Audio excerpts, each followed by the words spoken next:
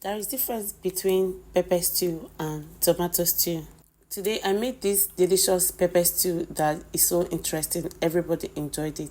Please don't scroll past. Sit tight. Let me show you how I made it. If you're coming across my channel or my page for the first time, please do well to follow, subscribe, comment, like and share. So to begin, you need to heat up your vegetable oil and then go in with some red oil. Here I use the ratio 70 to 30, which is 70% vegetable oil and 30% red oil. In using your red oil, please do well to use a very fresh one that will give you a nicer taste for your pepper stew. And also, to make this more interesting, fry your panla fish. I'll be using panla fish. Remember, this is Sapa edition. Once you're done frying your fish, go ahead and add in your onions.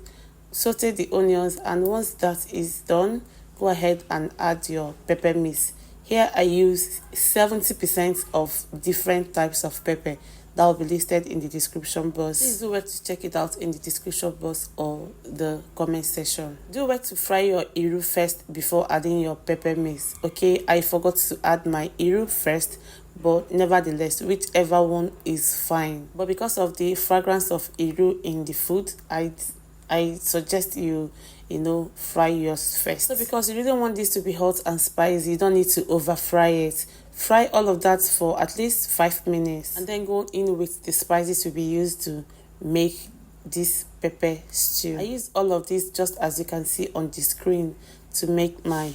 All of that are optional. Use whatever you have. It's very much okay. This pepper stew is BUKA standard. If you're looking for how to make BUKA standard stew, especially if you're in Lagos, do well to watch this video to the end. You can see I added in more fresh pepper, which is habanero pepper.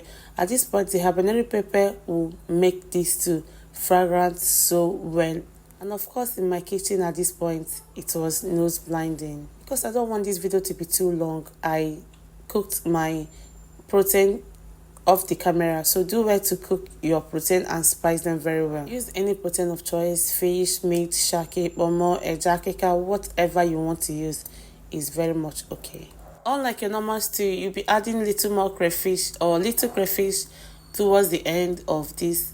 Once that is done, cover your stew and allow it to cook for next 2 minutes. Keep stirring to avoid having a burnt stew. I just love pepper, especially during the cold weather, so I had to fry this in hot pepper sauce just for it to be very spicy. Guys, our BUKA stew is ready. Go ahead and serve with rice, yam, beans, or whatever you will be using, and also with any side dish of choice.